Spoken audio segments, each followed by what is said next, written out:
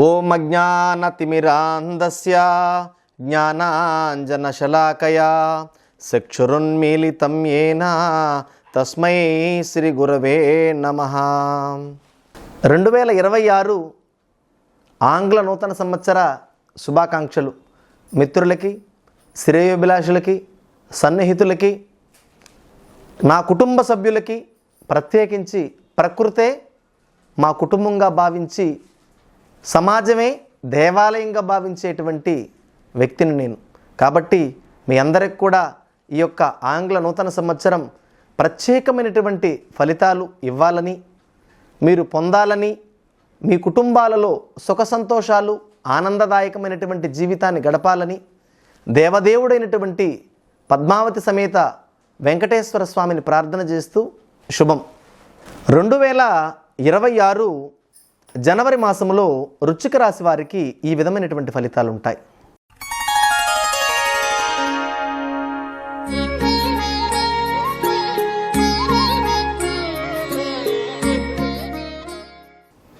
వృశ్చిక రాశి వారికి కొంత మిశ్రమ ఫలితాలు అనేటువంటివి గోచరిస్తున్నాయి.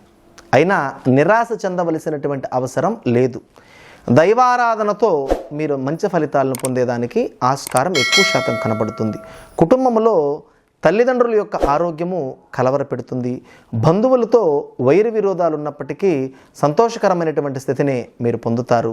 గత కొంతకాలంగా ఎదురు చూస్తున్నటువంటి మీరు పనులు పూర్తి చేసేదానికి ఆస్కారం ఎక్కువ శాతం కనబడుతుంది. సోదరులతో వైరి విభేదాలుంటే అవన్నీ కూడా తొలగిపోయి సఖ్యతగా సంతోషంగా మీరు ముందుకెళ్ళేదానికి ఆస్కారం ఎక్కువ శాతం కనబడుతుంది. మీ యొక్క స్థలాలు, పొలాలు అమితమైనటువంటి విలువలతో కూడుకున్నటువంటి ధనం వచ్చేదానికి ఆస్కారం కనబడుతుంది. మేము ఒక ఫ్లాట్ కొన్నామండి, అక్కడ మాకు ఇంతకాలంగా కూడా మాకు రేట్లు పెరగలేదు, మా ధనం నష్టమైపోయిందంటే అనుకోనటువంటి ఒక వార్త ఆ ప్రాంతంలో ఒక ఫ్యాక్టరీ పడడమో, ఆ ప్రాంతంలో ఒక సంతోషకరమైనటువంటి నిలయం నెలకొని ఉండడమో, ఏదో దాని ద్వారా మీకు అప్రయత్నమైనటువంటి భూమి యొక్క విలువలు కూడా పెరిగేదానికి ఆస్కారం ఎక్కువ శాతం కనబడుతుంది. కుటుంబంలో ధైర్య సాహసాలతో మీరు ప్రవర్తిస్తారు. సంతానం పట్ల ప్రత్యేకమైనటువంటి శ్రద్ధ కనపరుస్తారు. గత కొంతకాలంగా పిల్లలకి, భార్యాభర్తలకి విభేదాలుంటే అవన్నీ కూడా ఈ మాసంతో తొలగిపోతాయి. నూతనమైనటువంటి వస్తువులు కొనుగోలు చేస్తారు. నూతనమైనటువంటి ఆభరణాలు కొనుగోలు చేస్తారు. సంతోషం అనేటువంటిది నెలకొని ఉంటుంది. ఈ యొక్క మాసం అంతా కూడా మీరు భయపడాల్సినటువంటి అవసరం లేదు. మీ శత్రువుతోనైనా ధైర్యంగా మీరు పోరాడగలిగితే మీ యొక్క విజయం తథ్యం అన్నటువంటి విషయాన్ని కూడా మీకు తెలియజేస్తున్నాను. మీకు ఈ మాసంలో దైవారాధన గురించి తెలియచేస్తే శివారాధన అత్యంత శ్రేష్టకరమైనటువంటిది.